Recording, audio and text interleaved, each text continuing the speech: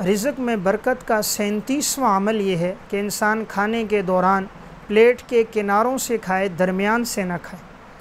नबी अकरम सल्लल्लाहु अलैहि वसल्लम ने इरशाद फरमाया, अल-बरकतु तंज़िलु वसत अत-तआम, बरकत नाजिल होती है खाने के दरमियान में। फ़कुलू मिन हाफ़तैहि, बस तुम लोग किनारों से खाओ। वला ताकुलू मिन वसतिहि, और तुम दरमियान से न खाओ। सुनन तिरमिज़ी की रिवायत है।